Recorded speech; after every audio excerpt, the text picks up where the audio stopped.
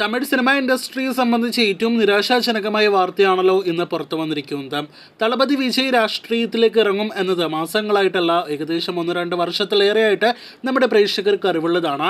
എന്നാൽ വിജയ് രാഷ്ട്രീയത്തിന് വേണ്ടി സിനിമ പൂർണ്ണമായിട്ടും ഉപേക്ഷിക്കുന്നു എന്നൊരു പ്രസ്താവന ഇന്ന് പത്രക്കുറിപ്പായിട്ട് അദ്ദേഹം തന്നെ ഒഫീഷ്യലായിട്ട് പുറത്തിറക്കിയത് എല്ലാവരെയും ഒരുപോലെ തന്നെ ഞെട്ടിച്ചിരിക്കുന്നു എന്ന് നിസ്സംശയം പറയാം. 2026 അസംബ്ലി തെരഞ്ഞെടുപ്പ് ഫോക്കസ് ചെയ്ത് തമിഴക വെട്രി ഘടകം എന്ന പേരിലാണ് വിജയ് അദ്ദേഹത്തിന്റെ രാഷ്ട്രീയ പാർട്ടി എന്ന് പ്രഖ്യാപിച്ചിരിക്കുന്നത്.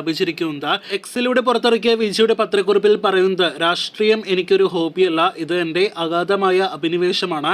അതിൽ എന്നെ തന്നെ പൂർണ്ണമായി സമർപ്പിക്കാൻ ഞാൻ ആഗ്രഹിക്കുന്നു. പാർട്ടിയുമായി ബന്ധപ്പെട്ട പ്രവർത്തനങ്ങൾ തടസ്സപ്പെടുത്താതെ ഞാൻ ഇതിനകം കമ്മിറ്റ് ചെയ്ത സിനിമകൾ പൂർത്തിയാക്കുമെന്ന് കൂടി അദ്ദേഹം സൂചിപ്പിക്കുന്നുണ്ട്. പൂർത്തിയാക്കാനുള്ള സിനിമകൾക്ക് ശേഷം മുഴുവൻ സമയം ജനസേവനത്തിൽ ഞാൻ ശ്രദ്ധ കേന്ദ്രീകരിക്കും. അത് തമിഴ്നാട്ടിലെ ജനങ്ങളോടുള്ള കടപ്പാടായിട്ടാണ് ഞാൻ കണക്കാക്കുന്നത് എന്ന് കൂടിയാണ് വിജയ് എക്സിൽ കുറിച്ചിരിക്കുന്നത്. രാഷ്ട്രീയവും സിനിമയും ഒരുപോലെ തന്നെ കൊണ്ടുപോകുന്ന ഒരു ജനതയാണ് തമിഴ്നാട്ടിലെ ജനത എന്ന കാര്യത്തിൽ സംശയമില്ല. അങ്ങനെയുള്ള തമിഴ് മക്കൾക്ക് ഇതൊരു നല്ലൊരു വാർത്തയാണ്. എങ്കിൽ പോലും തമിഴ്നാടിനോടൊപ്പം തന്നെ കേരളത്തിലുമുള്ള വിജയുടെ കടുത്ത ആരാധകർക്ക്, വിജയ് എന്ന എന്റർടൈനറെ ഇഷ്ടമുള്ളവർക്ക് ഇത് വളരെ വലിയ നിരാശ വാർത്തയാണെന്ന് ഒരിക്കൽ കൂടി എടുത്തു പറഞ്ഞുകൊള്ളട്ടെ. അത്രത്തോളം വലിയൊരു ആഘോഷമാണ് വിജയ് സിനിമ ഇറങ്ങുന്ന ദിവസം നമ്മുടെ കേരളത്തിലാണെങ്കിലും അന്യ സംസ്ഥാനങ്ങളിലായാലും നാം കാണുന്നത് എന്ന് ഞാനായിട്ട് കൂടുതലായിട്ട് എടുത്തു പറയേണ്ടതില്ലല്ലോ.